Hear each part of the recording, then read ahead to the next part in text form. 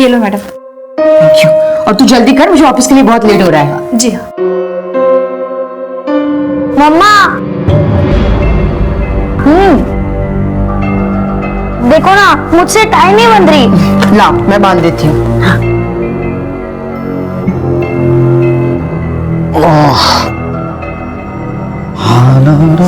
विक्रम, तेरे ये गंदे सॉक्स की स्मेल यहाँ तक आ रही है। और तुझे कितनी बार बोला है कि गीला टॉवल बेड पे मत रखा कर, पूरे घर को सड़ा के रखा है। दीदी बार बार सुनाया मत करो, ये घर संभालना ना औरतों का काम है, मेरा नहीं। और वैसे भी तू ऑफिस में आराम से बैठी रहती हूँ, मुझे घूमना पड़ता है, सेल्स का जॉब है मेरा। वो तो अच्छा है कि ऑफिस के काम से तुम 15 दिन घर से बाहर रहते हो, फिर भी घर की ये हालत है। अगर पूरा टाइम घर पे रहोगे ना तो पड़ोसी भी बोलते हैं कि घर में कितनी बदबू है। माँ, कल मामा ना किचन में जूते पहन के आए थे। नहीं ऐसा नहीं, मैं काम कर रहा था। बैठ तू, चुप बैठ। मैं देखती हूँ।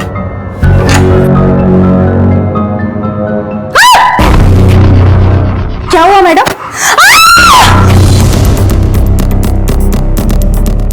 क्या हुआ? वेजिटेरियन लोगों की सोसाइटी है, यहाँ पे कोई चिकन नहीं लाता। किसने किया होगा? कौन है? हाँ, कौन है? कौन है वहां पे? वॉचमैन ऊपर आओ।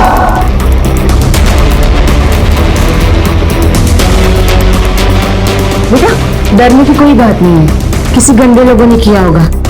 तुम ध्यान मत दो, जल्दी से रेडी हो जाओ, स्कूल के लिए लेट हो रहा है। गुणीराम, गुणीराम। Yes madam. कौन आया था सुबह जिसने मेरे घर के बाहर वो कटा हुआ मुर्गा डाला? मैडम वो मैं। तुम्हें तो कुछ पता होता ही नहीं है ना, बस खुली आंखों से सपने देखने की आदत है यहाँ पे। मैडम उस वक्त मैं टेरेस पे था, पानी चालू करना। अच्छा। और उस दिन कहाँ पे थे? वो मेहता जी के साथ जो कुछ हुआ, सौरभ को चॉकलेट के बहाने से वो लोग सोसाइटी से ले गए। कहाँ पे थे तुम? मैडम उस वक्त मेरी तबीयत ठीक नहीं। एक से बढ़कर एक बहाना है ना तुम्हारे पास, काम करने की तो इच्छा ही नहीं है तुम्हें। नौकरी छोड़ क्यों नहीं देते तुम? बस बैठकर खाने की आदत पड़ गई है सबको।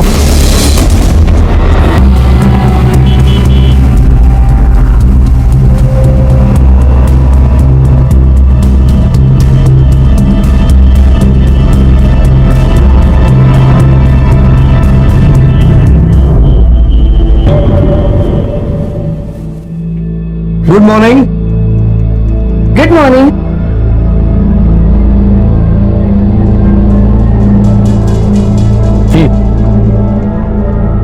ये तुम्हारे लिए। ये क्या है? खोल के देखो। वाह, यस।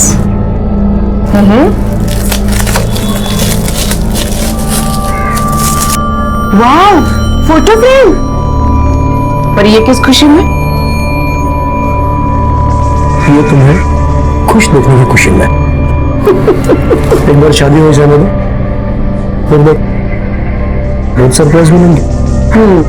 शादी हुई नहीं है अब तक, पहले हो जाने दो। और वैसे भी ये ऑफिस है, यहाँ पर इतना रोमांटिक होने का कोई फायदा नहीं है। अच्छा। एक मिनट। हेलो, कौन हो ये जानकर क्या करोगी मैडम? आपके लिए खबर यह है कि आपका बेटा जो फ्यूचर सक्सेस क्लास में पढ़ता है, अभी 10 मिनट बाद उसका क्लास छूटेगा। उसके बाद वो सीधा हमारे कब्जे में होगा। बचा सकती हो तो बचा लो अपने बेटी को। कौन बात कर रहा है? हेलो हेलो हेलो, कौन बात कर रहा है?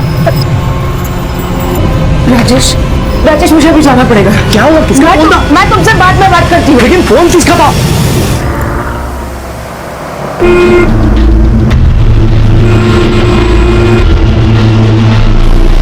अरे चलो जल्दी।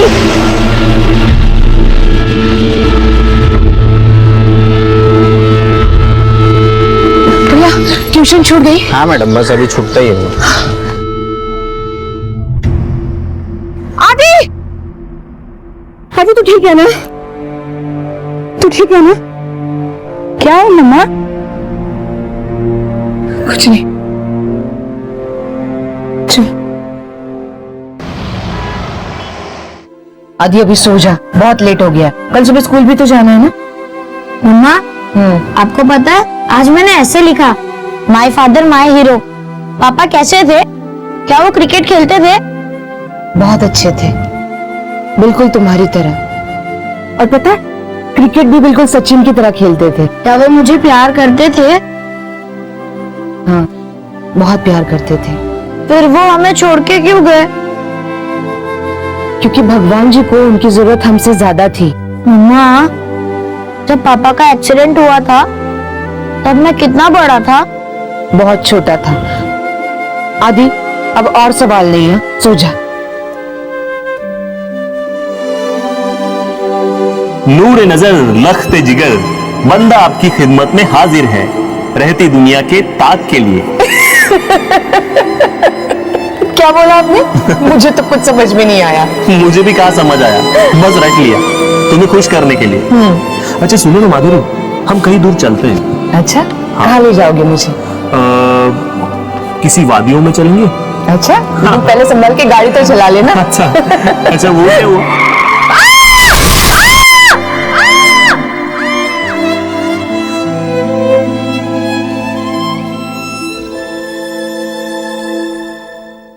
रेशमा, आदि स्कूल से आ जाए तो उसे सब्जी रोटी खिला देना, ठीक है?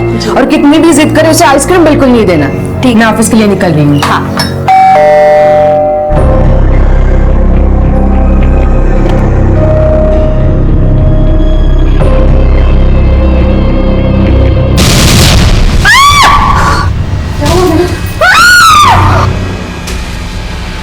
मिसेस देसाई, आप फिर किसी ने? आप ठीक हो? मिसेस देसाई, मुझे चिंता हो रही है आपकी। कल यहाँ पर किसी ने चिकन काट के डाल दिया था, आज ये सांप यहाँ पर। देखिए, आप अपने आप को अकेला मत समझिए, मैं हूँ आपके साथ। मैं अपनी चिंता खुद कर सकती हूँ। तुम जाओ यहाँ से, जाओ। मिसेस देसाई,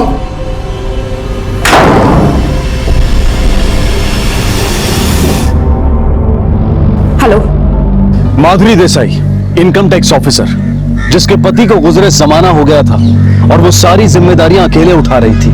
नौकरी, घर, बच्चा सब अकेले कर रही थी। उसके अकेलेपन का फायदा उठाने के अलावा कोई था जो उसे डराने की कोशिश भी कर रहा था। कौन था ये और ऐसा क्यों कर रहा था? माधुरी एक मजबूत इरादों वाली पढ़ी लिखी औरत थी। क्यों वो अपने साथ हो रही इन घटनाओं की पुलिस कंप्लेंट नहीं कर रही थी? क्यों वो सब कुछ चुपचाप सहन कर रही थी? क्या ये उसकी कोई मजबूरी थी या फिर वो भी एक आम इंसान की तरह पुलिस के पास जाने से कतरा रही थी? वजह जो भी हो, वो एक अन्याय को, एक अपराध को शह दे रही थी। अपराध करने वाला जितना बड़ा अपराधी होता है, उसे सहन करने वाला भी उतना ही बड़ा दोषी होता है, क्योंकि वो अपराध को बर्दाश्त करके उसे बढ़ावा दे रहा होता है, जो आज नहीं तो कल एक भयंकर परिणाम के साथ आपके सामने आता है। और यही गलती माधुरी ने भी की थी, जिसका खामियाजा उसे भुगतना पड़ा। आदित्य बाबा, तुम रो मत, चुप हो जाओ, आ जाएगी मम्मी। कहाँ है मम्मी? अभी तक क्यों नहीं आई? हो सकता है ऑफिस के काम की वजह से लेट हो गई हो। हाँ, तुम रो मत, चुप हो जाओ, शायद रास्ते में ही हो मम्मी।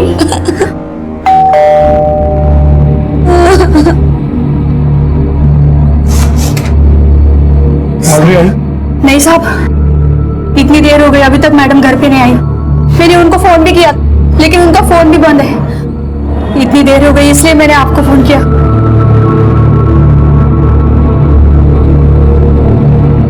आपके द्वारा डायल किया गया नंबर या अभी स्विच ऑफ है। माधुरी का फोन स्विच ऑफ है। विक्रम कहाँ है? वो तो दोपहर में ही अपने दोस्तों के साथ बाहर चले गए थे। मैंने उनको भी फोन किया था, लेकिन उनका भी फोन नहीं लगा।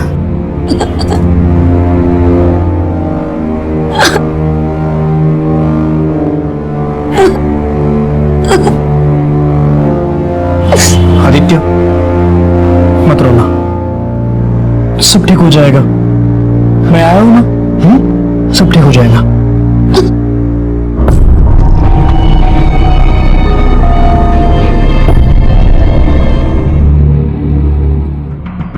कब से फोन बंद है इनका? कल शाम से। और कल शाम को तुम्हारा भी फोन बंद था।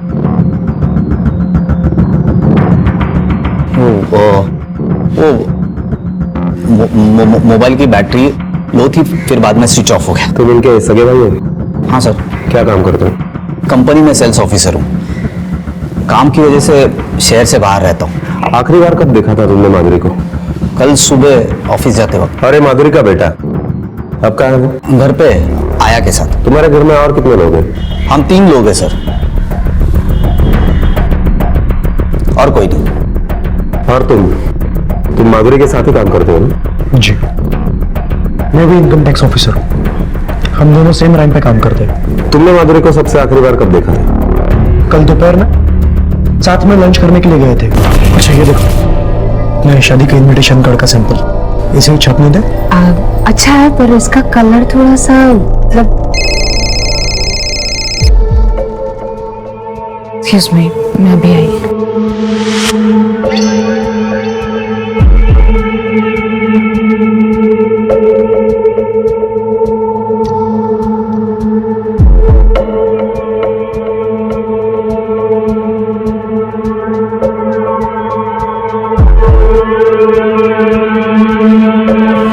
सॉरी राजेश, मुझे अभी जाना पड़ेगा। वो रविकांत सर का फोन था, कुछ अर्जेंट काम है। मैं तुमसे कल मिलती हूँ। सॉरी। मंसूरी, एक इनकम टैक्स ऑफिसर जो अकेले ही अपना घर, नौकरी और बच्चा संभालती थी, शादी करने जा रही थी, सब कुछ अच्छा चल रहा था कि अचानक कुछ अजीब घटनाएं होनी शुरू हो जाती हैं और फिर एक दिन वो कहीं गायब हो जाती है। सर, यह भी तो हो सकता है कि उसे किसी ने गायब कर दिया हो। और एक बात सर, ये राजेश और विक्रम, इन दोनों के बीच में कुछ अनबन है। नजर रखो दोनों पे, और माधुरी के कॉल रिकॉर्ड्स मंगवा लो। माधुरी की सारी जानकारी, पर्सनल या प्रोफेशनल, मुझे चाहिए। जितना मेरा एक्सपीरियंस है, मुझे नहीं लगता कि वो अपने 10 साल के बच्चे को, कि जो बच्चा उसके लिए सबसे ज्यादा अहमियत रखता हो, उसे अकेले छोड़कर कहीं चली जाए। और बंसोड़े, ये रविकांत की भी खबर लेनी होगी। ये जानना बहुत जरूरी है कि ट्रांसफर के बाद भी ऐसा क्या अर्जेंट काम था कि उसने माधुरी को उसी वक्त बुलाया। हाँ, मैं ही रविकांत कुलकर्णी हूँ। कहिए। क्या आपने माधुरी को कल फोन किया था? ऐसी कौन सी जरूरत आन पड़ी थी कि आपने माधुरी को फोन करके इतने अर्जेंटली बुला लिया? मैंने माधुरी को कोई फोन नहीं किया। लेकिन आप माधुरी को फोन करते थे, और अब जबकि वो आपके टीम में है ही नहीं, तो आप उसे फोन क्यों करते थे? Inspector, I am respected government officer. कोई राह चलता इंसान नहीं हूं मैं। क्या हम जिनके साथ काम करते हैं उनसे दोस्ती नहीं कर सकते? उनको फोन नहीं कर सकते? उनको फोन करने के लिए क्या आपसे एनओसी लेनी पड़ेगी मुझे? विक्रम भाऊ, बाबा दूध भी नहीं पी रहा है।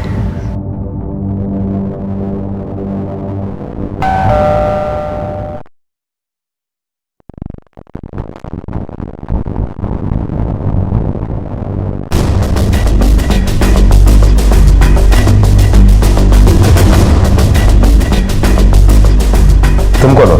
साहब, मैं यहाँ काम करती हूँ और बाबा को भी देखती हूँ। कितने सालों से यहाँ पर काम कर रहे हो? 3-4 साल हो गए होंगे। काम के अलावा और क्या क्या करती हो? क्या साहब? नहीं, मैं सिर्फ काम ही करती हूँ साहब। क्यों, मैडम की बातें छुप छुप के नहीं सुनती? नहीं साहब, मैं तो अपना काम ही करती हूँ, लेकिन काम करते समय कभी गलती से सुनाई पड़ गया तो। पिछले कुछ दिनों में कुछ अजीब सा सुनाई दिया था तुम्हें? कुछ दिनों से कुछ अजीब सा ही हो रहा था साहब, जैसे कि दरवाजे के बाहर कटा हुआ मुर्गा मिला।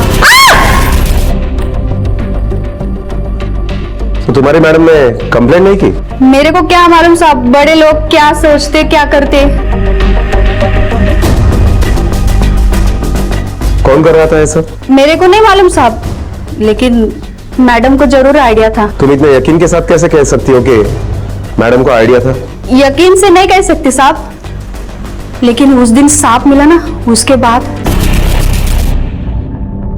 तुम ये अपनी बकवास हरकतें ना बंद कर दो अब। मैं सब कुछ जानती हूँ, और एक बात कान खोल के समझ लो, मैं डरने वालों में से नहीं हूं, और हम दोनों के बीच जो कुछ भी था ना, सब कुछ खत्म हो चुका है। सब कुछ मतलब सब कुछ। आप जानते हैं माधुरी को किसी पे शक था? साहब, पूछा भी तो बताती नहीं थी। समझती कहाँ थी मुझे कुछ। कितनी बार बताया था, इस समाज में रहना है तो कुछ कायदे हैं, कानून है, पर वो साहब, हमारे बीच में बातें कम, झगड़ा ज्यादा होता था। मजाक उड़ा रहे हैं मेरे लोग। समाज में मुंह दिखाने के लायक नहीं रहा मैं। क्यों, ऐसे क्या हो गया? कैसी कैसी बातें कर रहे हैं तुम्हारे बारे में, मालूम है तुम्हें? हाँ, शादी करने चली है तुम्हारी बहन, इतना बड़ा बेटा लेकर लोगों को क्या समझ में नहीं आता क्यों शादी करना चाहती हो तुम? अपने बेटे के बारे में सोचने के बजाय खुद की शादी के बारे में सोच रही हो तुम। भाड़ में जाओ तुम और तुम्हारा ये समाज। और ये शादी मैं अपने लिए नहीं, अपने बेटे के लिए कर रही हूँ, ताकि उसे बाप का प्यार मिले। सौतेला बाप बड़ा प्यार करेगा ना उसे। राजेश दूसरे लोगों की तरह नहीं है, और मैं जो कुछ भी कर रही हूँ बहुत सोच समझ के कर रही हूँ। और तू मेरी चिंता छोड़ और खुद की चिंता कर। मैंने आदित्य को देखा है, दूसरे बच्चों को उनके पापा के साथ दिखकर बहुत दुखी हो जाता है।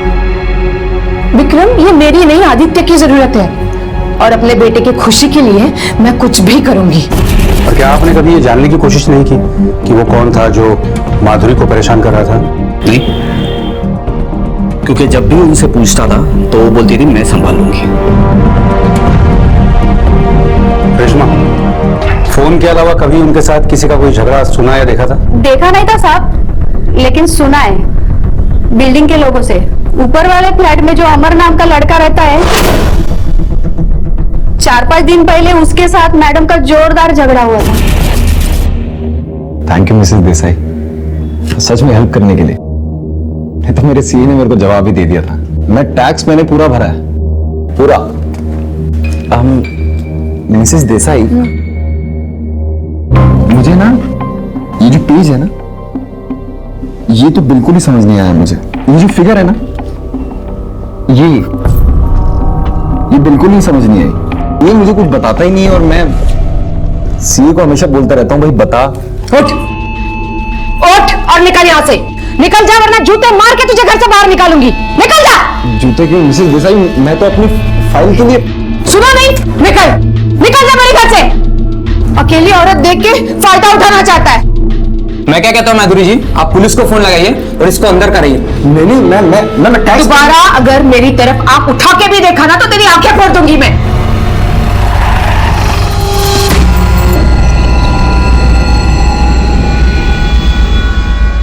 दोबारा नहीं पूछूंगा। जो भी है सच तेरे मुंह से एक बार उगाल दे, मैं तो एक गर्मा गर्म चाय है ना तेरे थोबड़े पे मारूंगा। ये आंखें फूट जाएंगी, किसी को ताड़ने के काबिल नहीं रहेगा तू। साहब मैं प्यार करता था उससे, मतलब वो मुझसे उम्र में बड़ी थी। मेरे को इस बात से कोई एतराज नहीं था साहब। मुझे लगा वो भी अकेली है और मैं भी। तो तूने सोचा तेरे झांसे में आ जाएगी? कहाँ है फोन? कहाँ है तेरा? मेरा फोन, मैं झूठ नहीं बोल रहा हूँ साहब, मेरा फोन पानी में गिर गया था साहब। जिस दिन माधुरी गायब हुई उसी दिन इसका फोन भी पानी में गिर गया। साहब मैं बिल्कुल सच बोल रहा हूँ, मेरा फोन रिपेयरिंग के लिए गया हुआ है साहब। बस छोड़े, पता करो। तो ये बता, जब उसने 4 लोगों के सामने तेरी इंसल्ट की, तुझे बुरा तो बहुत लगा होगा, बदला लेने का मन भी किया होगा। कैसे लिया तूने बदला? कहाँ रखा है उसे? मार दिया या जिंदा है? साहब आप गलत समझ रहे हैं, मैंने ऐसा कुछ भी नहीं किया है। गुस्सा आया था मुझे, पर तावड़े सर अच्छे से सेवा करो इसकी, और उसके बाद खाना पीना बंद कर दो इसका।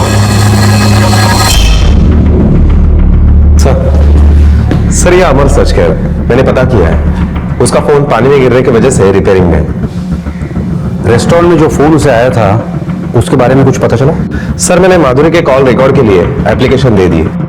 कंपनी ने डिटेल्स देने के लिए 48 घंटों का वक्त मांगा है। राजेश है जो शादी करने वाला है, भाई है जिसे बहन की कम समाज की ज्यादा चिंता है, समाज में मुंह दिखाने के लायक नहीं रहा मैं। बॉस है जिसे दोस्त के गायब होने की पूछताछ पर भी गुस्सा आता है। क्या हम जिनके साथ काम करते हैं उसे दोस्ती नहीं कर सकते? अमर प्यार के नाम पर हवस पूरी करना चाहता है। ये जो फिगर है ना, ये मंसूर, इन चारों में से कोई भी मासूम नहीं है। सब पे नजर रखो। जिसे माधुरी फोन करती है, जो माधुरी को फोन करके डराता है, सबकी डिटेल्स निकालो। माधुरी को लापता हुए कई दिन बीत चुके थे। पुलिस के लिए ये केस एक पहेली बनता जा रहा था। शायद कुछ और परतें थी जिनका खुलना अभी बाकी था। पुलिस को कई लोगों पर शक था, क्योंकि माधुरी के पर्सनल और प्रोफेशनल रिश्ते आपस में उलझे हुए थे। लेकिन पुलिस ने हार नहीं मानी। वो बेतहाशा उस सिरे की तलाश में थी जो इस कहानी को सीधा बयां कर सके। सर माधुरी की कॉल डिटेल्स आ गए। ये रविकांत, उसने भी उस दिन माधुरी को कोई कॉल नहीं किया। लेकिन सर ये एक नंबर है जिस नंबर से पिछले हफ्ते माधुरी को कई बार कॉल आया था, और माधुरी ने भी इस नंबर पर कई बार कॉल किया था। मतलब रेशमा ने मरा हुआ सांप मिलने के बाद फोन पर जिस झगड़े की बात की थी, ये वही नंबर है। इसी पर माधुरी को शक था। अजीब बात है कि माधुरी को सब कुछ पता होने के बावजूद माधुरी ने पुलिस की मदद क्यों नहीं ली। तावड़े, हाथ यहाँ। सर। तावड़े, मुझे मार्क किए हुए नंबर्स की डिटेल्स चाहिए, A to Z। Okay sir. थोड़े माधुरी के इनकम टैक्स ऑफिस में जाके पूछताछ करो, वहां कुछ ना कुछ पक्का हाथ लगेगा।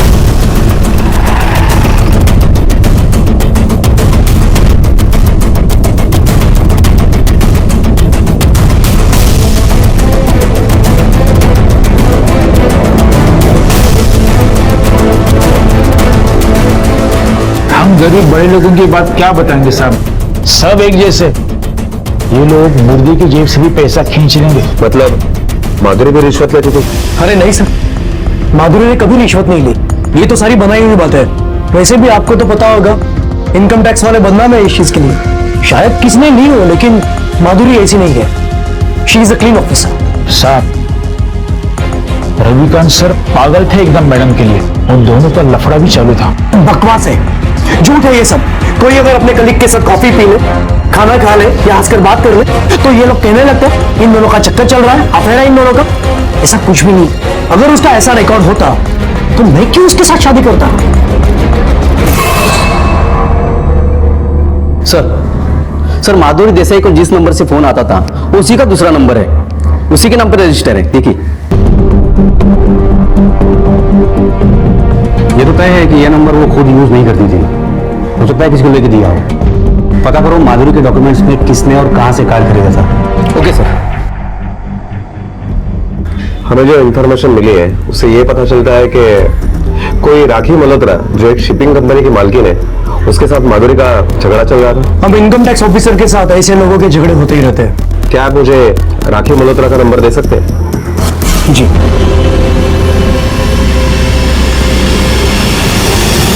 एक जिम्मेदार इनकम टैक्स ऑफिसर लापता है और आपको उससे ज्यादा इस बात का अफसोस है कि आपको पुलिस स्टेशन में आना पड़ा। जिम्मेदार माय फुट। आपको जो पूछना है जल्दी पूछिए, मैं यहाँ ज्यादा देर रुक नहीं सकती। हम हमारा काम हमारे अपने तरीके से ही करेंगे। आप ये बताइए, माधुरी देसाई के साथ आपका झगड़ा क्यों हुआ था? किस वजह से आप दोनों में अनबन थी? She is a corrupt officer. वो कोई जिम्मेदार ईमानदार नहीं है। क्या हुआ था आपके बीच? मेरी उसके साथ पहली बार तब मुलाकात हुई थी जब मेरे घर इनकम टैक्स डिपार्टमेंट का नोटिस आया था। मेरे सारे ड्यूज क्लियर है, फिर मेरे समझ में नहीं आ रहा कि मुझे ये नोटिस किस बात की आई है। रिलैक्स मिसेस मल्होत्रा, मैं एक बार चेक कर लेती हूँ आपकी फाइल। सॉरी। हाँ, तो मैं ये कह रही थी कि आपकी फाइल तो क्लियर है, कोई प्रॉब्लम नहीं है, बट एक बार चेक करना पड़ेगा कि ये नोटिस आपको क्यों भेजा गया है। डोंट वरी, टेंशन मत लीजिए। Excuse me.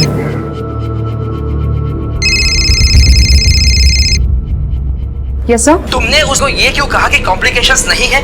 देखो, तुम्हारा ईमानदारी का भूत जल्द से जल्द उतार दो। वो यहाँ से पैसे दिए बगैर जाने नहीं चाहिए। Yes sir. क्या हुआ? मिसेस मल्होत्रा, आपके ऑफिस पे और घर पर रेड पड़ने की नोटिस आई है। क्या? लेकिन आप चाहे तो ये रेड आप रुकवा सकती है। अच्छा, और क्या कीमत लगेगी रेड रुकवाने की? बाहर एक नारायण टी स्टॉल है, आप जाकर कॉफी पीजिए, सब कुछ ठीक हो जाएगा। आइए मैडम, आपको माधुरी मैडम ने भेजा है ना? हाँ। ये लो आपकी कॉपी और ये आपका बिल। 5 लाख रुपए लेने के बाद भी उसने मेरे घर पर रेड की। मेरा इसी बात से उससे झगड़ा हुआ था। काफी बढ़िया है। कितना हुआ? आपसे क्या लेना साहब पैसा? अरे नहीं नहीं, हम लोगों ने कॉफी पी है। बोलो कितना दूं? 5 लाख?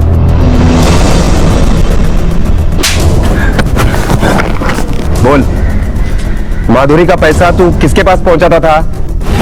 वो पैसा मैं मैडम की बिल्डिंग के वॉचमैन गुनीराम को मिठाई के डब्बे में डालकर दे आता था। गुनीराम वो डब्बा मैडम को देता था। सब मैंने कुछ नहीं किया साहब। तू इतना डर क्यों रहा है? मैंने किया कुछ? मारा? नहीं ना? देख, तू सब कुछ सच सच बता दे ना, जो कुछ तुझे पता है उसे। मैडम के लिए डिब्बा आता था? हाँ साहब, मैडम के लिए रोज मिठाई का डब्बा आता था। एक दिन मैंने खोल के देखा तो मिठाई की जगह पैसे भरे हुए थे साहब। मैंने हिम्मत करके मैडम से बोला कि ये आपका मिठाई का डब्बा। मैडम, आपके पास रोज इतनी सारी मिठाई आती रहती है, अगर आप मेरे भी खर्चे पानी का कुछ देख ले तो। तूने डिब्बा खोल के देखा? इतनी हिम्मत कहां से आ गई तुझमें? अपना काम तो ठीक से होता नहीं है तुझसे, और इधर उधर नजरें मारता फिरता है। चल जा, काम कर अपना, और जितना बोला जाए ना उतना ही किया कर। वॉचमैन है ना तू? तब तो तूने देखा ही होगा कि मैडम के पास कौन कौन लोग आते थे। कोई बड़े साहब भी आते थे? हाँ साहब, राजेश साहब मैडम से मिलने रोज आते थे। अच्छा, राजेश साहब के अलावा क्या ये साहब भी वहां पर आते थे? हाँ साहब, कुछ दिन पहले ये साहब भी आए थे। उसके बाद राजेश साहब आ गए, और ये साहब की गाड़ी देखकर मैडम के ऊपर बहुत गुस्सा हो गए सर। अरे उस रविकांत की गाड़ी तुम्हारे बिल्डिंग के नीचे क्या कर रही है? शेम ऑन यू, ये उम्मीद नहीं थी तुमसे। सर मुझे ये पता था कि रविकांत माधुरी के पीछे है, लेकिन ये नहीं पता था कि उन दोनों में अभी तक कुछ चल रहा है। इस वजह से मेरा और माधुरी का झगड़ा भी हुआ। तुम क्या मुझे बेवकूफ समझती हो? वो यहाँ क्या कर रहा था? एक अकेली औरत का फायदा उठाने आया था। उसने हमेशा से ही खुद को मेरे ऊपर थोपा है, कभी नौकरी छीन लेने की धमकी देकर तो कभी प्यार जताकर। पर मैं उससे प्यार नहीं करती राजेश। वो मेरे जरिए रिश्वत लेता था और पैसे रखने की सेफ जगह की तरह मुझे इस्तेमाल करता था। पर मैंने अब उसको बता दिया है कि मैं तुमसे शादी कर रही हूँ, क्योंकि आदित्य को पापा की जरूरत है। अब मैं उससे कोई वास्ता नहीं रखना चाहती। Trust me Rajesh.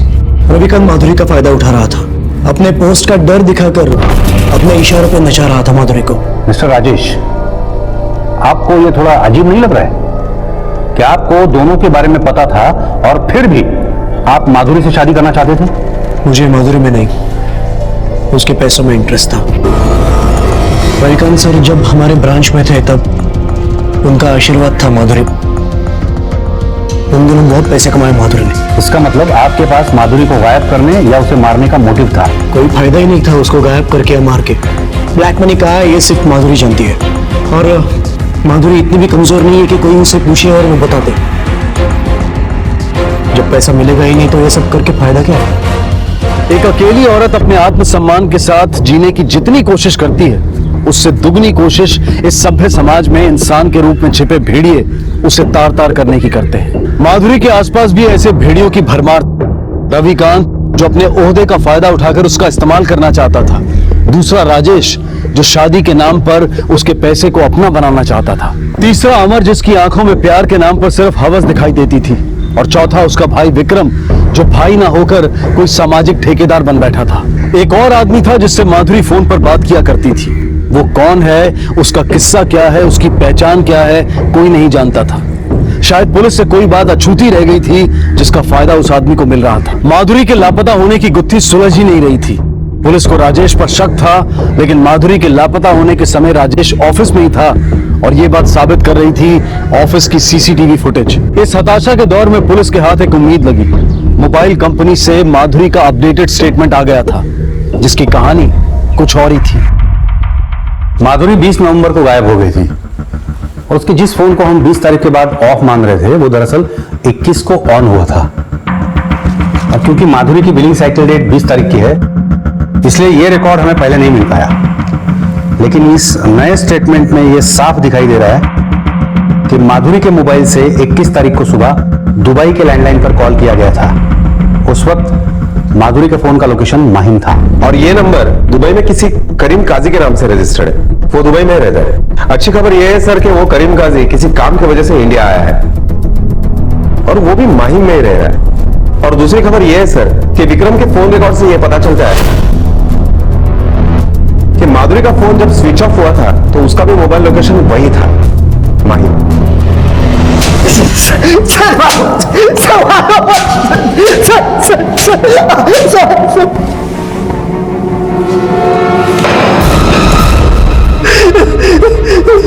ये इतना तबीयत पानी काफी है या और शिकाई करे तेरी? सर बता रहा हूँ, मैं बता रहा हूँ। जिस दिन माधुरी माहिम में थी तू भी वहां था, क्या कर रहा था तू माहिम में? सर उसका चक्कर चल रहा था एक मुसलमान लड़के के साथ। खानदान की नाक कटवाना चाहती थी वो। कैसे बचाई तूने खानदान की नाक? क्या किया? मैंने सोचा उस लड़के को सबक सिखाता हूँ ताकि वो माधुरी को छोड़ दे। तो उस दिन जब वो रेस्टोरेंट से निकली तो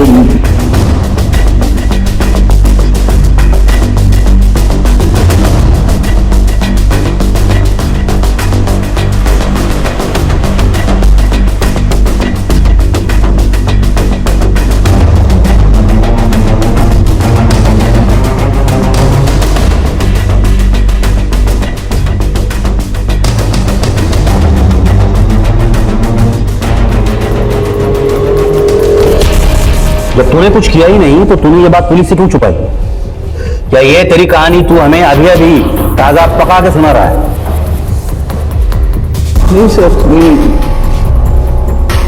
सर, मैं नहीं चाहता था कि मेरी बहन जो किसी मुसलमान के साथ अपना मुंह काला कर रही है किसी को पता चले। तारीख तो याद नहीं है सर, लेकिन पिछले हफ्ते उसका फोन आया था, बोल रहा था कुछ पैसे की जरूरत है। आप फैजल को कैसे जानते हैं? फैजल मेरे भाई का लड़का है, मेरा भतीजा। कहाँ रहता है? इसी घर में रहते। आप कहाँ गए हैं? हाँ, अभी रत्नागिरी गए हुए। रत्नागिरी? उसकी कोई फोटो है आपके पास? जी हाँ, फोटो है ना, देख लो। ये देखिए।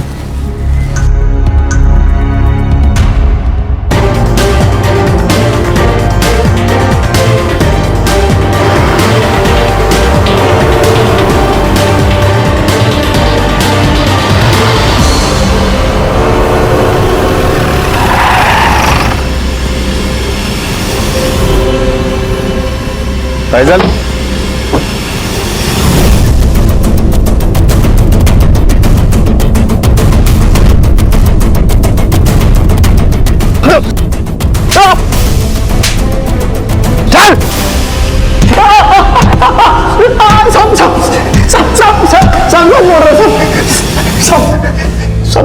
सच बोलो सब, मैंने कुछ नहीं किया साहब। चल चल, अब जल्दी जल्दी सारा सच उगल दे। साहब मैं सच बोल रहा हूँ साहब, मैं माधुरी को नहीं जानता साहब, मैंने कुछ नहीं किया साहब। तेरे फोन का सारा रिकॉर्ड है हमारे पास। आदित्य के किडनैपिंग की धमकी तूने ही दी थी ना? मैंने आपके लिए खबर यह है कि आपका बेटा जो फ्यूचर सक्सेस क्लास में पढ़ता है, अभी 10 मिनट बाद उसका क्लास छूटेगा। उसके बाद वो सीधा हमारे कब्जे में होगा। किडनैपिंग नहीं साहब, क्या बोल रहे हैं आप? 20 तारीख को माधुरी माहिम में थी, तू वहीं रहता है ना? हाँ साहब, लेकिन करीम काजी, जिसे तूने दुबई 21 को सुबह माधुरी के फोन से फोन किया था, क्या उसे भी नहीं जानता? बंद छोड़े, इसकी इतनी धुलाई करो कि इसके शरीर में एक भी हड्डी साबुत न बचे। साहब मैं एक बिल्डर के लिए काम करता था, उसी के इनकम टैक्स सेटलमेंट के लिए मैं माधुरी से मिला था साहब।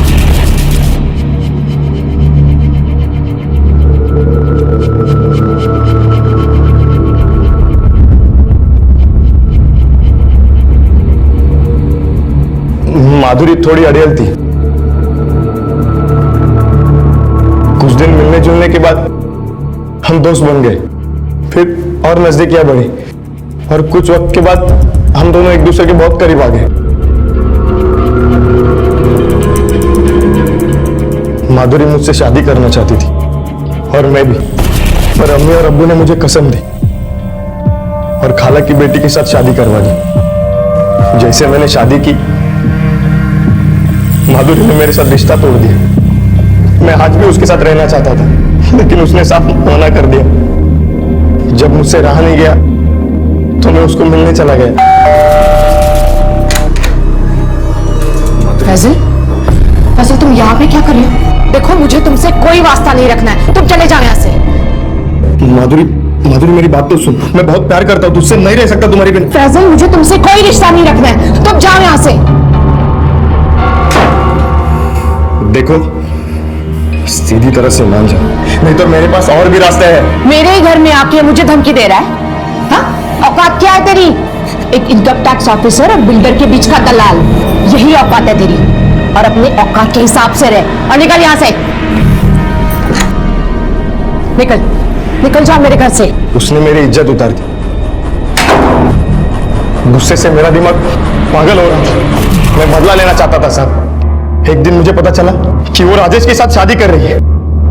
ये सुनकर मेरा दिमाग और घूम गया। फिर उसी दिन मैंने उसको फोन किया। मैं राजेश के साथ शादी करूं या किसी और से, इसका तुमसे कोई वास्ता नहीं है। लोनावला के होटल में हमने एक वीडियो बनाया था। एक कपड़ा नहीं था तेरे बदन पे।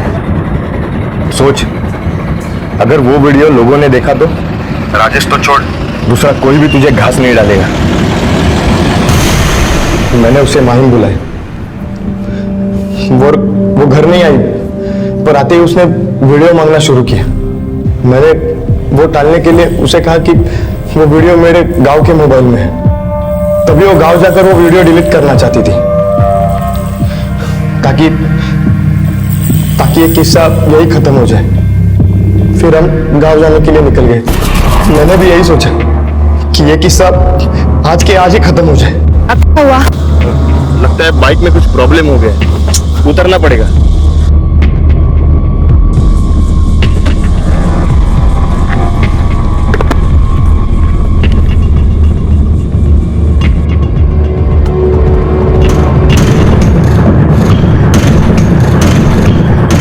जैसे ही उसका ध्यान मुझ पर से हटा, मैंने मौका देखकर वहीं से ही पत्थर उठाकर पीछे से उसके सर पे मार दिया।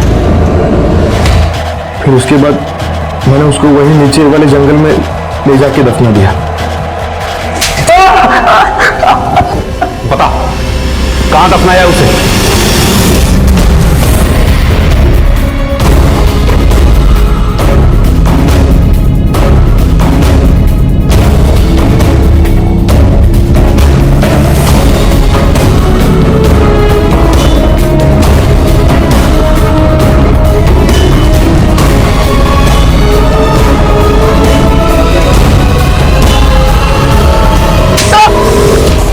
हमारे सभ्य समाज के सभ्य दिखने वाले मर्द एक अकेली औरत को देखकर अपना सिक्का जमाने की कोशिश में लग जाते हैं। जब कुछ हाथ ना लगे तो बदनाम करने पर उतर आते हैं। माधुरी जिंदा नहीं है और शायद किसी को भी इस बात का कोई अफसोस नहीं है। राजेश अपने लिए पैसा कमाने का कोई नया अवसर ढूंढ लेगा।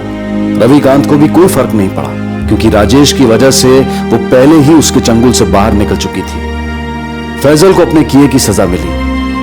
अमर का माधुरी के लिए सच्चा प्यार भी हवा हो चुका था। विक्रम को अपनी बहन की मौत का दुख कुछ दिन जरूर रहा, पर वो आज फिर अपनी दुनिया और सेल्स की नौकरी में बिजी हो गया। दुख ने अगर किसी के अंदर खाई बनाई थी तो वो था नन्हा आदित्य, जिसके अंदर एक सूनापन बस गया था, जो आज भी स्कूल जाते वक्त टाई ना बंधने पर मां की तस्वीर के सामने शायद ये सोचकर खड़ा होता था कि माधुरी उसकी टाई बांधने कहीं से आ जाए।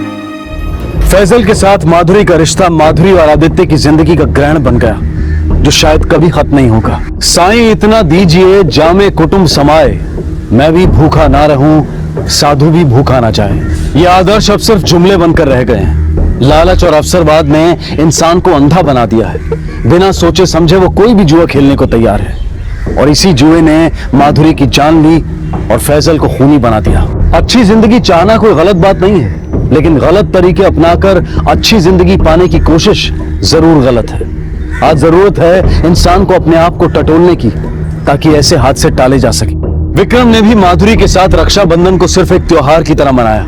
अगर वो उसकी भावनाओं, जरूरतों और मजबूरियों को समझने की कोशिश करता, उस पर शक करने की बजाय उसकी रक्षा करने की कोशिश करता, तो शायद यह हादसा टाला जा सकता था। कहते हैं कि जैसी नीयत वैसी बरकत।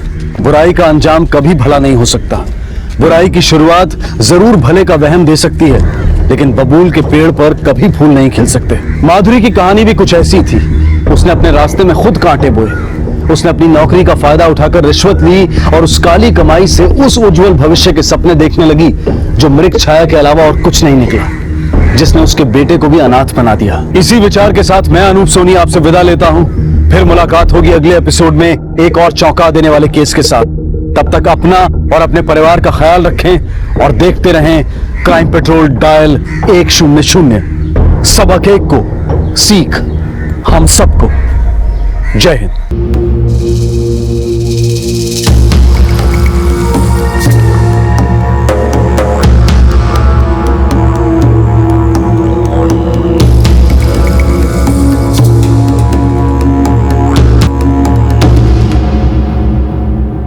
इंसान का खून से रिश्ता महज जिस्मानी नहीं, बड़ा संगीन सा है। कभी कभी तो लोग कतरे कतरे के लिए तरस जाते हैं और कभी पानी की तरह बह जाता है। भागलपुर साल 2015। शहर की सतह पर तो सब कुछ नॉर्मल सा था, लेकिन शहर के जिस्म में कहीं एक बीमारी महामारी का रूप ले रही थी। खून पानी की तरह बहने को था और ताक पर थी कई मासूम जिंदगियां।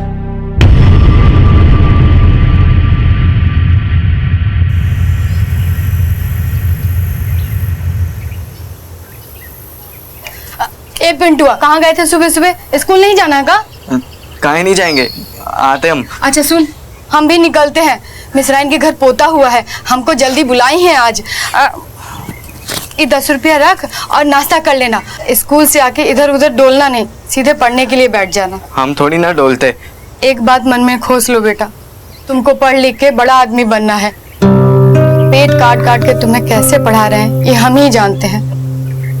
अच्छा अब हम जाते हैं, तुम स्कूल चले जाना। जो लाइफ होता है ना वो क्रिकेट की तरह होता है। बढ़िया बैटिंग करो जमा के और चौवा छक्का मारो और गेट आउट हो जाओ, बुझे? लो ऑफ स्पिन, अंदर जाते ही इंसान क्लीन बोल्ड। क्या देख रहे हो? तगड़ा है एकदम, रख लो। लाओ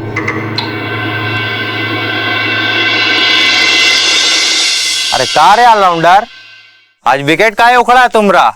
आओ यहाँ आओ भाई, क्या हुआ?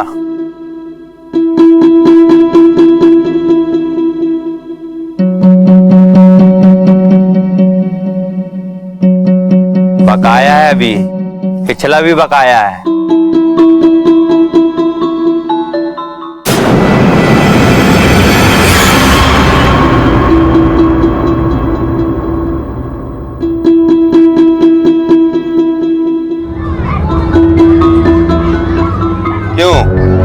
तीसरा घंटा बज चुका है और तीसरा पीरियड भी चल रहा है। अरे इतनी देर से कहाँ है?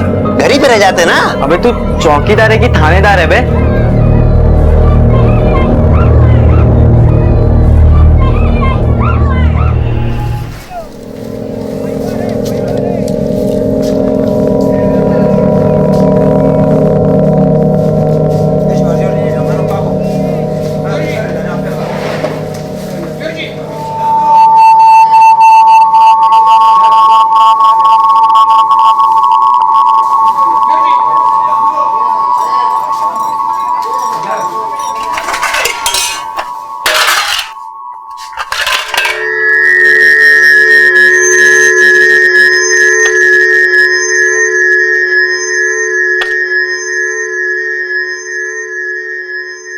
अरे थोड़ा जल्दी जल्दी हाथ चला, बहुत काम पड़ा अभी होटल में। कहाँ है बेकल हो रहे हो?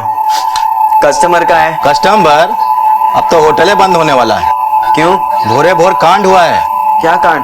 पूरे शहर में खबर है, भैया जी पे चाकू से हमला हुआ है, गोद गोद के मारे है। तो अब खत्म? नहीं, अभी आईसीयू में है।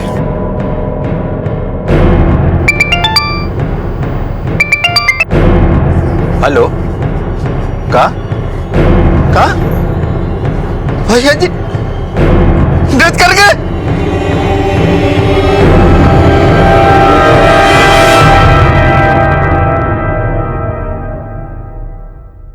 एक मुस्कुराहट हंसी का सबब हो ये जरूरी नहीं। कहीं कोई खून से सना एक छुरा धो रहा था, कहीं किसी की मौत की खबर मिली थी, तो फिर मुस्कुराहट आने की वजह क्या थी? एक बेहद गरीब परिवार का बच्चा, मेहनत मशक्कत करती है एक माँ, ड्रग्स की लत और होटल में दोपहर की नौकरी। एक अनकही कड़ी थी इस कहानी में जो किसी भयानक परिणाम की ओर इशारा कर रही थी। कुछ अनकहा था जो पिंटू की जिंदगी में गुजरा था। होटल के मालिक की मौत, छुरे से धुलता लहू और पिंटू की संदिग्ध मुस्कुराहट। क्या कहीं कोई रिश्ता था इन सब में? कौन मार डाला रे? किसने दुश्मनी निकाली है भगवान। ये आपके कौन थे? सर ये मेरे बड़े भाई सपनी राय। सर मेरा नाम अवनी राय है। आपके भैया होटल क्या करने गए थे इतनी सुबह? सर वैसे तो सुबह होटल 9 बजे खुलता था, लेकिन सुबह कुछ चीजें आती थी जैसे सब्जी, दूध, चीनी, ये उतरवाने के लिए। आपके भैया रोज जाते थे होटल इतनी सुबह? इस बात की जानकारी और किस किस के पास थी? सर घर के लोग जानते थे और होटल के स्टाफ।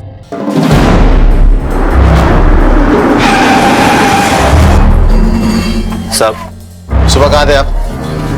सब 8 बजे हमारा ड्यूटी लगता है और जब ये कांड हुआ हम अपने घर पे थे साहब। घर कहाँ है? कचहरी चौक में। अटैक होते हुए किसी ने देखा था क्या? कौन था, कैसा दिखता था? साहब हम तो अपने घर पर थे सर, पर सर सब्जी वाला जब सब्जी रखकर बाहर आया तो भैया जी को किसी ने चाकू से गोद दिया सर। और तू? हम तो इधर ही रहते हैं, आदमपुर बस्ती। सुबह कहाँ था? School sir, Vidya Niketan. Morning 6 to 1 school, फिर 2 बजे इधर पार्ट टाइम।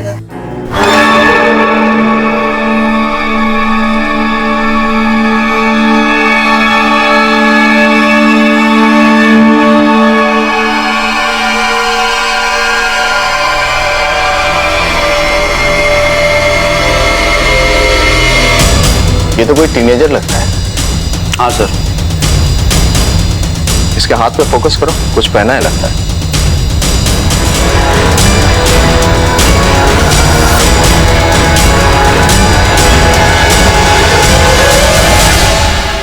आज तो तीसरे पीरियड में आया था।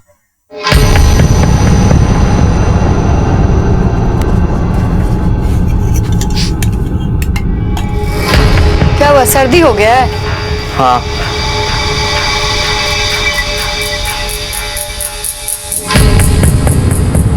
अरे खा काहे नहीं रहा है तुम? भूखे ही नहीं है। शकल देख अपनी। होटल गया था, कुछ खाया होगा वहीं।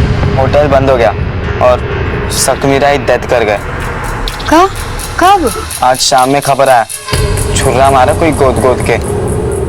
हे भगवान, कौन आ गया? पिंटू कहाँ है? साहब आप कहाँ है पिंटू? देखो अंदर, तलाशी लो सब। क्या बात है साहब? पता चल जाएगा।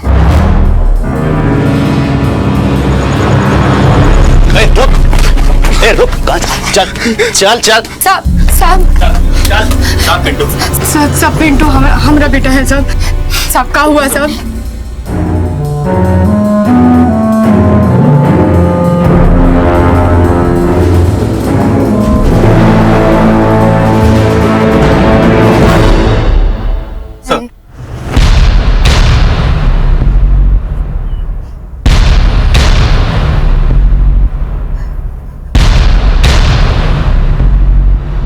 होटल मालिक का खून किया है।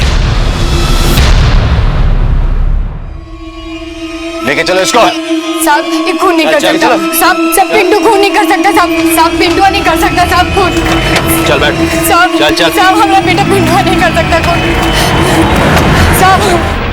सर ये बाल विकास अधिकारी हैं, अब हम पूछताछ कर सकते हैं। बैठिए। सर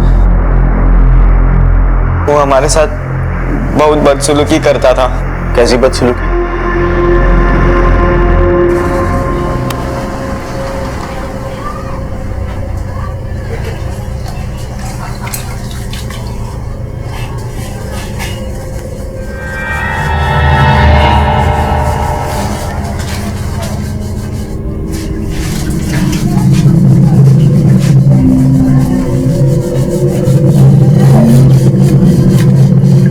बहुत काम कर रहा है। लगता है जवानी के बुखार अभी चढ़ा नहीं। हमारा सैलरी? कौन बात का सैलरी? इतना बर्बादी किए हो तुम। क्या बर्बादी? आपका हिसाब दे तुमको। कितना चम्मच गायब है, गिलास कटोरी गायब है। ये क्या बकवास कर रहे हो? बकवास? और जो ढेर गिलास तोड़े हो, बोलो तोड़ो कि नहीं? बात करते हैं।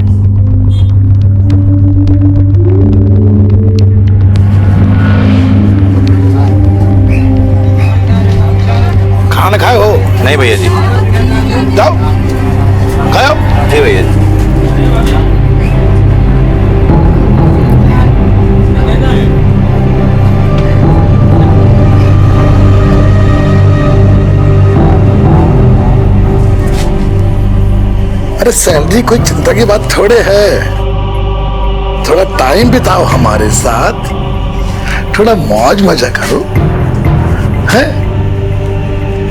चिंता ना कर, 4 गुना सैलरी देंगे, 4 गुना। कितना जानते हैं? 4 गुना सैलरी है। थोड़ा मौज मजा करो, है?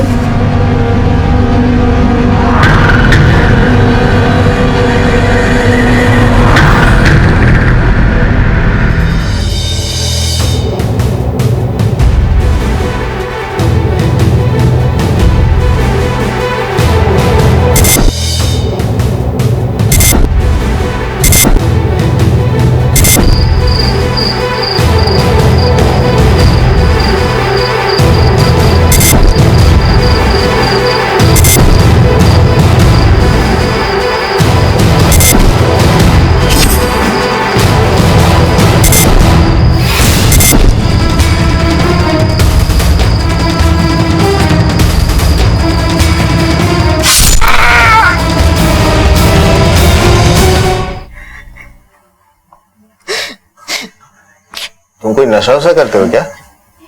हाँ?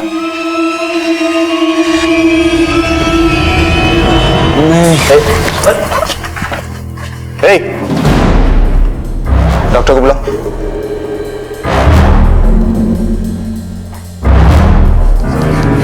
सर चोर है साला, गल्ला से पैसा चुरा रहा था, सपरी भैया ने टोका तो छुरा से वार कर दिया। बकवास बंद कीजिए। आपके सपनी भैया को दूध के धुले हुए नहीं थे। क्या बात कर रहे हैं सर? होटल किसके नाम है? भैया के नाम से सर।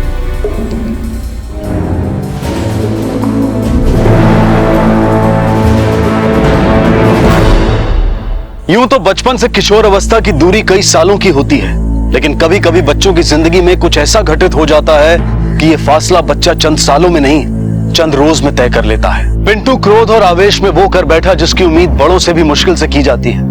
वैसे कई अरसे से पिंटू ड्रग्स की भयानक लत का शिकार था, इसलिए पुलिस ने उसे सबसे पहले ड्रग्स रिहेबिलिटेशन सेंटर में भर्ती करवाया। क्योंकि पिंटू नाबालिग था, इसलिए कोर्ट ने उसके गुनाह के लिए उसे 3 महीने बाल सुधार गृह में भेज दिया। उसका कानून को अपने हाथ में लेना, अपनी माँ के साथ अपनी समस्या का जिक्र ना करना, कहीं ना कहीं एक अराजक एंटी सोशल मानसिकता की ओर भी संकेत करता है। ड्रग्स की लत इसमें एक बहुत बड़ी वजह थी। भागलपुर शहर में एकाएक ड्रग्स का खेल नवयुवकों में रहस्यमय तरीके से बढ़ रहा था। अरे तुम पिंटुआ को देखे हो का? उसको तो पुलिस धर ली। क्या बात कर रहे हो? काहे बे? तो उसने होटल वाले का मर्डर कर दिया। अरे बाप रे, वो साला तेरे पसली मर्डर कर दिया। क्या बात कर रहे हो? एक पुड़िया दो।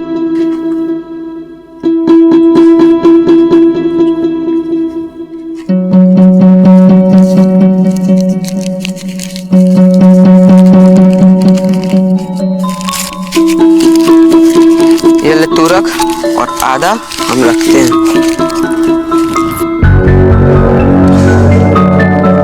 चल हम निकलते हैं, शाम को मिल। हाँ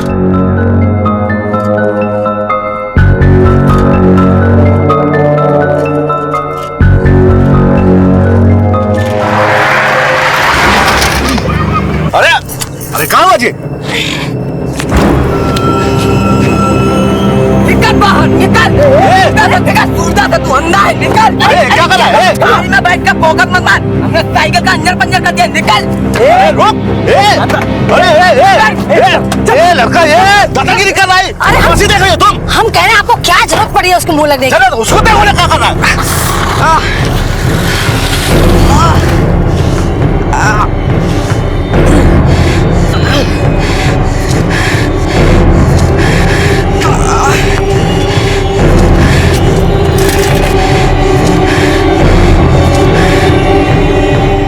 जल्दी पहुंचो, कांड हो गया है टंकी वाला गली में। मिलो फिर बताते हैं आके। अरे काहे मारे उसको? वो बच्चा था। बच्चा था? वो तुमको बच्चा नजर आ रहा था? अरे गेट खोल के कॉलर पकड़ के खींच के मारने वाला था वो। अरे कितने तेज मारे हैं उसको, और ये भी कितने तेज मारा है। तुम चुप करो, बैठो।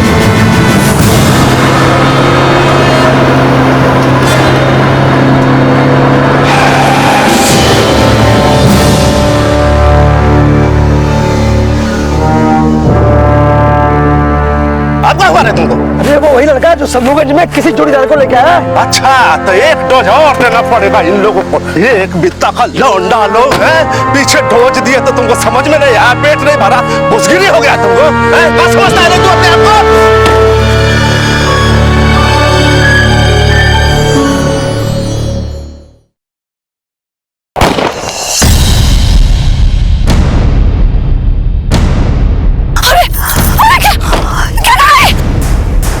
ए ड्राइवर साहब, 1 से 2 नहीं, 1 ऐसे। क्या बाबू, बिजली उड़ गया? बहुत अकड़ भाई, पेट पानी हो गया। देखो छोटा मोटा घटना होते रहता है बेटा, अब तुम्हारा सारा भरपाई कर देंगे और ऊपर से भी पैसा दे देंगे बेटा। टीवी पर ब्रेकिंग न्यूज नहीं देखते हो का? मर्डर भी रोज होता है ऐसे।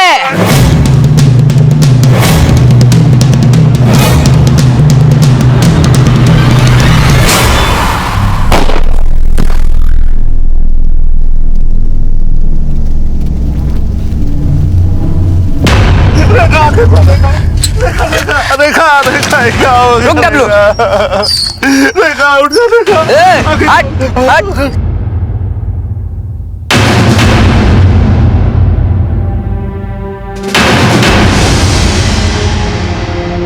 दुनिया में आधी से ज्यादा समस्याओं की वजह है संयम की कमी, गुस्सा, क्रोध, एंगर।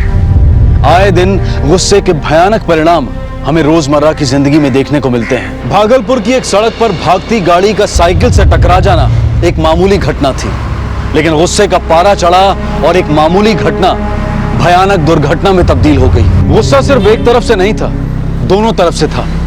किसी ने संयम नहीं दिखाया। एक बार फिर ड्रग्स की भूमिका देखने को मिली।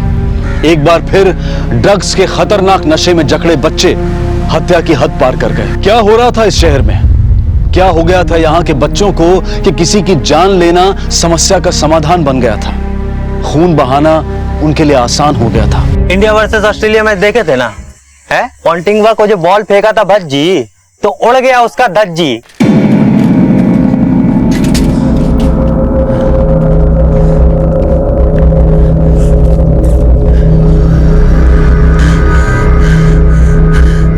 ये आ गए तीसरा और चौथा। अरे अभी आ गए हैं? कंट्रोल करो, सब देख रहे हैं। क्या बात है बच्चा लोग, बड़ा इमोशनल सीन चल रहा है तुम लोगों का। ऑल आउट पर नो लॉस हो गया का? बढ़िया।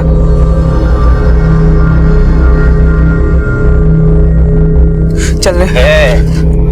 फोकट का नहीं ना है ये सब, कल पैसा देना होगा, बुझे?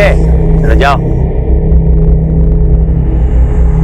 यार, इमोशनल होने से नहीं ना चलता है। लास्ट वर्ल्ड कप में राहुल द्रविड़ इमोशनल हुआ था, नतीजा अगली बॉल पे छक्का। ड्राइवर भी नहीं बचा, गोली लंग्स को पंक्चर करके निकल गई। Excessive bleeding.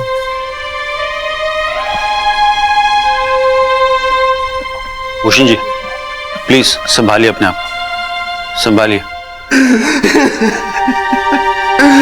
कहाँ संभाले और कहाँ नहीं संभाले।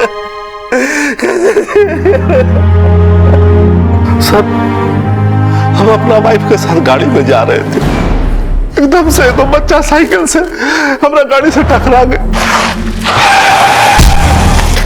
और गाली गलौज करने लगा, मार पीट पर उतारू हो गया। हमारा ड्राइवर सिकंदर को गाड़ी से खींचकर मारने लगा, फिर हम लोग उसको मारने के लिए दौड़े। अब हमको क्या पता था साहब कि बाद में वो लड़का अपना एगो दोस्त को लेके आएगा, साथ में कट्टे भी रखेगा। वो लड़का लोग का उम्र में ज्यादा नहीं था साहब, 14-15 साल का उम्र रहा हो। और खाना पर तो स्कूल का बैग भी था। और स्कूल यूनिफॉर्म? नहीं साहब, स्कूल यूनिफॉर्म नहीं था। कुछ देखा किस तरह भागा हुआ? वो लोग निर्जन हाट की तरफ भागा था और उसमें से तो एगो लौट के भी आया था। लौटा किस लिए था? हम अपने वाइफ को जियाने का कोशिश कर रहे थे, तो एगो लड़का आया, हमारा वाइफ का गला में से चैन मंगलसूत्र सब खींच। ड्रग्स विवेक और बुद्धि दोनों का नाश कर देता है। छोटी सी उम्र में इतना गुस्सा कि किसी की हत्या कर दे, ये आमतौर पर देखने को नहीं मिलता। अलावा इसके मरती हुई औरत के गले से बेरहमी से नेकलेस उतारकर फरार हो जाना इस बात का प्रमाण था कि इन बच्चों का बचपन कहीं खो गया है और उसकी जगह ले ली है आपराधिक सोच ने। क्यों थे ये बच्चे ऐसे? क्या बैकग्राउंड था इनका? किस परवरिश, किसकी सोबत का नतीजा था ये? गौर करने वाली बात है कि ये बच्चे ड्रग्स की जबरदस्त लत के शिकार थे। अब पुलिस इनकी तलाश में थी और इनके माँ बाप इस हादसे से अनजान।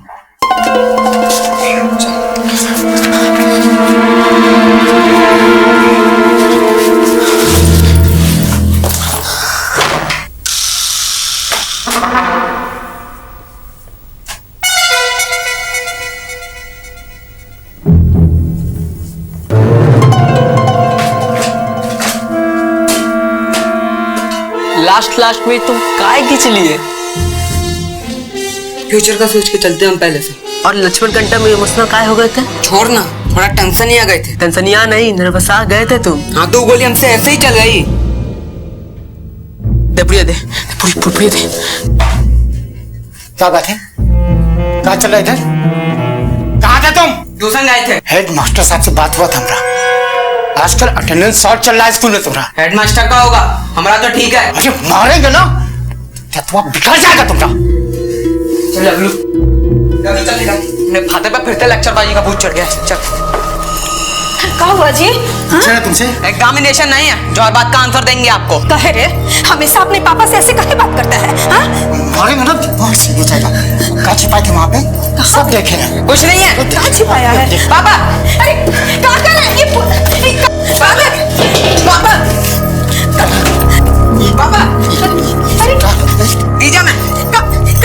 दीजिए। अरे क्या हो रहा है? दीजिए मैं। अरे तुम्हारे ये तो मारने तुमको वार्निंग देने वाले आप कौन होते हैं? ये थाना कचहरी नहीं है, घर है। दीजिए मैं। पुलिस में फोन हमें ही लगाएंगे। दीजिए मैं। ये बताओ, ये झाड़ देता दीजिए पहले हमें। अरे क्या कर रहे हैं बाबा? ये कहाँ पुलिस को? दीजिए हमें। तू क्या कर रहा है? अरे देखिए, आपको हमरा कसम है, पुलिस को फोन मत कीजिएगा। देखिए हमरा कसम, आपको ये क्या कर रहे हो बेटा? बेटा काहे ऐसा कर रहे हो? देखो बेटा, नशाखोरी अच्छा बात नहीं होता। काहे अपना जिंदगी बर्बाद कर रहा है बेटा? ऐसे देखो, हम तो आगे हाथ जोड़ते हैं। दीजिए हमको। काहे कर रहा है तू? मर जाएगा तुम्हें। मरने दीजिए हमको, क्रियाकर्म कर दीजिएगा हमारा। और वो भी ना हो सके तो हमारी लाश को गंगा में फेंक दीजिएगा। चुप बोल रहा है रे, कहाँ मिलेगा रे तुम्हें? ऐसा क्या कर रहा है? अरे कहाँ जा रहा है रे? कहाँ? छोड़िए। अरे कहाँ जा रहा है? छोड़िए। पापा हमारा सब छीन लिए। बोले थे ना डब्लू, हम तुमको ये बात काम आएंगे। सुबह मिलो 9 बजे, ठीक है?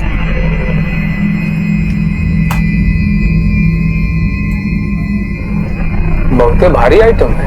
तो कहाँ से उड़ाए हो? तुम्हारी मदर से। चोरी का सामान नहीं लेते हम। अरे जोक कर रहा है, ये हमारी मदर का है। अब वो गुजर गई, अब ट्यूशन स्कूल का फीस जमा करना है, पैसा नहीं ना है हमारे पास। ठीक है, ये 50,000 का होगा। 26,000 तोला चल रहा है। 1 लाख से ज्यादा, 50,000 ही से। ठीक है, देखो इतना पैसा तो हमारे पास नहीं है। 2 घंटे का समय दो, हम इंतजाम करके देते हैं। चल चल करते हैं। चल, बहुत कीमती है, पैसे मिलने चाहिए। तुम्हारी इसकी वजह से हम दुकान छोड़ के नहीं भाग जाएंगे। चल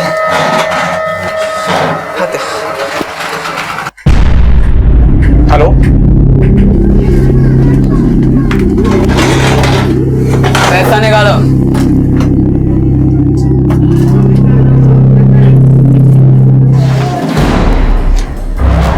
चल खड़ा हो जा बेटा, चल खड़ा हो जा। चल चल चल चलो। सब बेच रहे थे, मेरी मदर का है। ट्यूशन स्कूल फीस जमा करना है। पहले थाना चल के ही बताओ कि ड्राइवर और औरत का गोली काहे मारा था। इंस्पेक्टर जी समझिए ना, हम बेच रहे थे, मदर का हमारी। सब समझ रहे, चल। माथा घूम गया था सर। ड्राइवर और मालिक हमको बहुत मारे। तुम क्या कर रहे थे वहाँ? सर ये हमारे बहुत फास्ट फ्रेंड है, हम इसके लिए कुछ भी कर सकते हैं सर। रणवीर का जोड़ी है। मर्डर किए हो तुम लोग, मर्डर समझते हो ना? ड्रग वग लेते हो क्या? नहीं तो सर, यहाँ कितना चढ़ा हुआ, अंगूठा काला, देव ड्रग लेते हो। कट्टा कहाँ से आया था? सर मेरे चाचा का बेटा बीड़ू भैया का था। और कहाँ है अभी वो? सर वो मुंबई भाग गया 3 साल पहले ही। और उसके पास कहाँ से आया? कहाँ जाने साहब, घर में कहीं छुपा के रखा था और हम उठा लिए। मनोज और डब्लू की डॉक्टरी जांच से ड्रग एडिक्शन की बात स्पष्ट रूप से सामने आ गई। इसलिए पुलिस ने सबसे पहले इन्हें ड्रग रिहैबिलिटेशन के लिए भागलपुर के सिविल हॉस्पिटल में भर्ती किया। इन्हें ड्रग सप्लाई करने वाले व्यक्ति लक्ष्मण की भी तलाश की गई, लेकिन वो रातों रात भागलपुर से फरार हो गया। इन बच्चों द्वारा किए गए अपराध के लिए कानून ने इन्हें बाल सुधार केंद्र के हवाले कर दिया, क्योंकि ये नाबालिग थे। यहाँ इन्हें 5 महीने रहना था। शहर में निरंतर बढ़ते बाल अपराध को देखकर ऐसा लग रहा था कि ये सब ड्रग्स के प्रकोप में हो रहा है। ड्रग्स की बीमारी एक महामारी की तरह पूरे शहर के नवयुवकों पर हावी हो रही थी। कानून की सतर्कता के अलावा यहाँ जरूरत थी माँ बाप के सतर्क होने की, लेकिन अफसोस कई तो सतर्क नहीं थे और कई अपने लाड प्यार में अंधे हो गए थे। ये घड़ी किसकी है जी?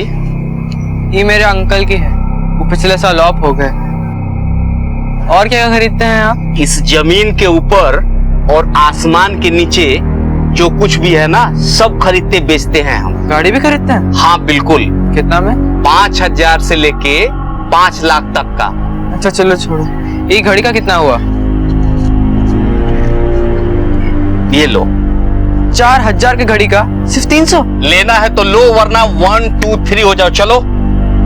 और सुनो, गाड़ी घोड़ा सब खरीदते हैं हम, अगर कुछ होगा तो लेके आना। जाओ।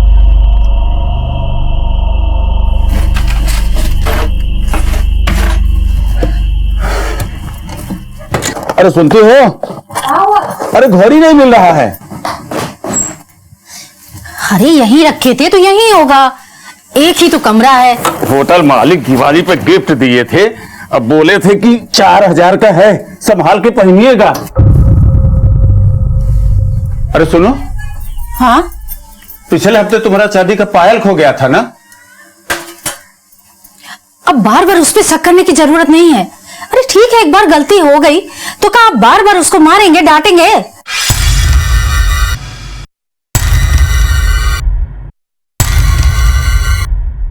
का रे, अब की बार का बेचा तू है? कुछ नहीं भैया। बताना, अब बताना।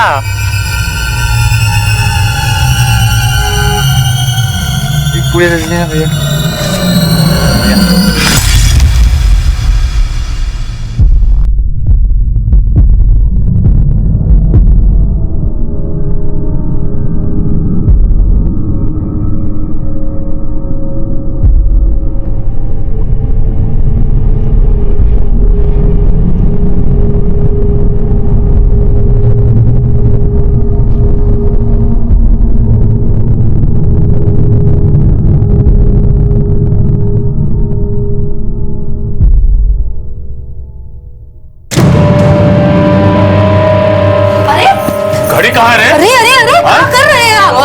क्यों मारते रहते हैं इसको? जब देखो तब मारते रहते हैं आप। मारे काहे नहीं?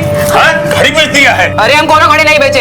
ए मम्मी, ये पापा क्या बोल रहे हैं? तुम्हारे पापा बोरा गए हैं, जब देखो तब बस होटल की गाड़ी चलाते हैं और कुछ भी बोलते रहते हैं, घर में थानेदारी करते हैं। मम्मी का पायल बेच दिया है तू? क्या करता है पैसे का? हाँ?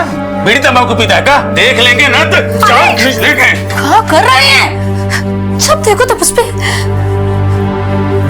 कुछ खाया तो कितना सूख गया है। चल चल कुछ खा ले। चल हो गया लाड़ प्यार। हाँ? ये ले चाबी, जा जाके गाड़ी साफ कर दे। 10 मिनट में निकलेंगे। अरे पहले कुछ खा ले। अरे हमें भूखा ही नहीं है। अरे हमको आपका ये तरीका पसंद नहीं है। अरे नौकर नहीं, हमारा बच्चा है वो। कुछ भी जब देखो तब बोलते ही रहते हैं। अरे कितना फायर गाय हो रही है? ड्राइवर का बेटा है, गाड़ी नहीं पहुंचेगा तो हवाई जहाज पहुंचेगा का? नहीं पहुंचेगा, हवाई जहाज उड़ाएगा। हवाई जहाज देख लीजिएगा।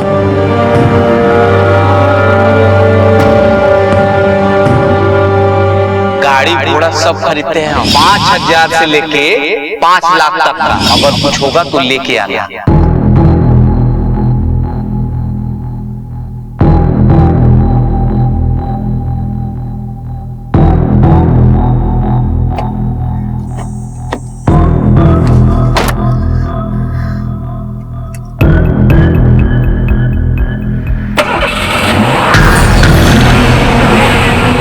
क्या कर रहा है? रुक रुक रुक रुक, क्या कर रहा है? गाते रह। हाँ? क्या हो गया, क्या हो गया, क्या कर रहे हैं? अरे दिमाग खराब हो गया, गाड़ी चला रहा था। कहाँ गोली? अरे माँ हम वो बस देख रहे थे। होटल की गाड़ी है बाबू, डेंट पड़ जाएगा ना, कच्चा बनियान बिक जाएगा, कभी नहीं चुका पाएंगे। ले जा, इलाज करा इसका। चल चल चल गए।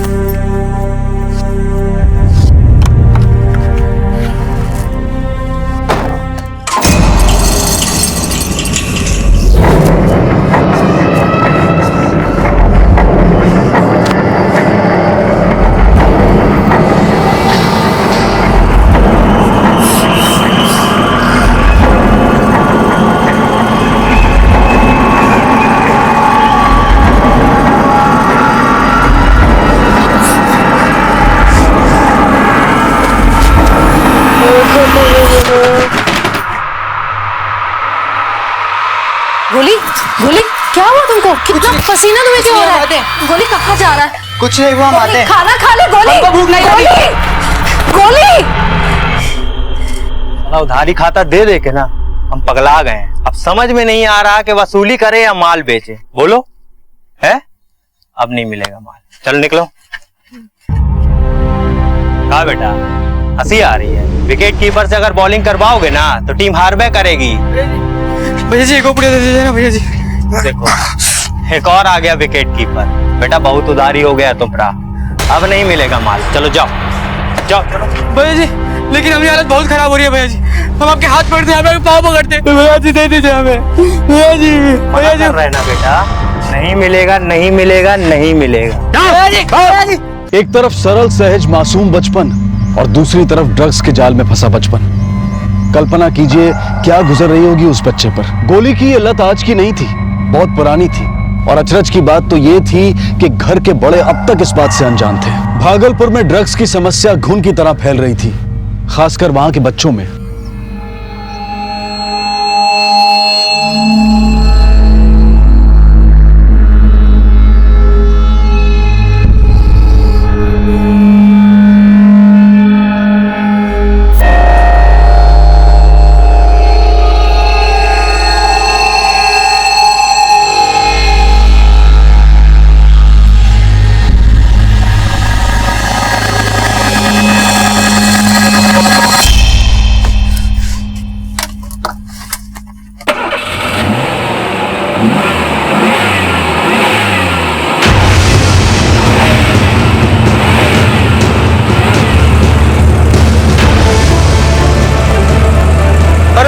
गोली बेटा, अरे रुक जा बेटा, अरे गोली कहाँ जा रहा है?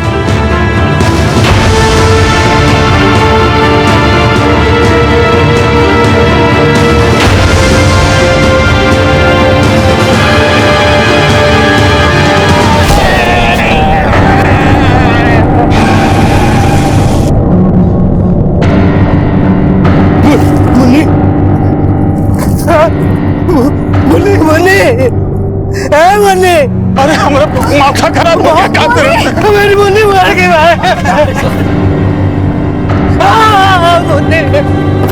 बाहर निकल निकल बाहर।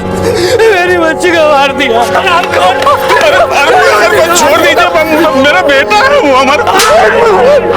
मेरी मुन्नी का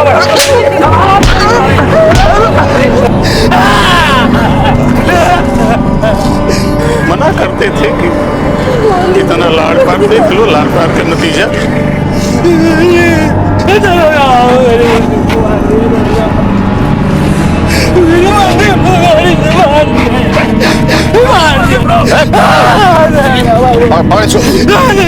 लेके चलो, बैठा उसको गाड़ी में, लेके चलो इसको। साहब छोड़ दीजिए, साहब छोड़ दीजिए, साहब छोटा है, गलती हो गई। साहब मत ले जाइए, साहब माफ कर दीजिए, साहब छोड़ दीजिए साहब। गोली को ड्रग्स की लत थी, घर की चीजें बेचकर ड्रग्स खरीदने की बुरी आदत थी। माँ बाप इस बात से अवगत थे, लेकिन माँ का प्यार अंधा था। नतीजा एक नहीं दो जिंदगियां तबाह हो गईं। गोली नाबालिग था, इसलिए कानून उसे कोई कठोर सजा नहीं दे सकता था।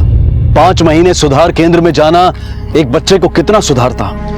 4 बच्चे, 3 वारदातें और 4 मौतें, सब ड्रग्स के शिकार। यह अंत था या शुरुआत? क्या हो रहा था इस शहर में? हत्याओं और दुर्घटनाओं का खूनी खेल अभी रुका नहीं था और ये सिलसिला भी रुकने वाला भी नहीं था। यूं देखा जाए तो भागलपुर में हो रही ड्रग्स की हर घटना अपने आप में अलग अलग थी, लेकिन इन्हें चलाने वाला एक ही आदमी था, लक्ष्मण। एक बात और सभी घटनाओं को जोड़ रही थी, अब तक सामने आए केसेस सिर्फ ड्रग्स के नहीं थे, बल्कि हर केस में ड्रग्स के साथ साथ हत्या, दुर्घटना और अपराध का मंजर भी सामने आया था। हर केस में मौत का एक भयानक चेहरा देखने को मिला था। 4 लोगों की और उनके परिवारों की जिंदगी तबाह हो गई। बहुत से अनसुलझे सवाल सामने खड़े दिखाई दे रहे थे। क्या यह पूरा मामला सिर्फ ड्रग्स का था या कुछ और भी था? क्या लक्ष्मण इन सब में अकेला था या कोई और भी था उसके साथ? ड्रग्स की राह पर चल पड़े इन बच्चों का रास्ता कहां जाता था? क्या ये रास्ते बहुत जल्द एक होने को थे? 4 अलग अलग जगहों का धमाका क्या एक महाविस्फोट में तब्दील होने को था? इन सभी सवालों के जवाब हम आपको देंगे कल रात 10:30 बजे इस केस के दूसरे और आखिरी भाग में। अब मैं अनूप सोनी आपसे विदा लेता हूं, फिर मुलाकात होगी। तब तक अपना और अपने परिवार का ख्याल रखें और देखते रहें क्राइम पेट्रोल डायल 100। सबक एक को सीख हम सबको। जय हिंद। इस तरह के और भी एपिसोड देखने के लिए हमारे चैनल को सब्सक्राइब करें और बेल आइकन दबाना ना भूलें।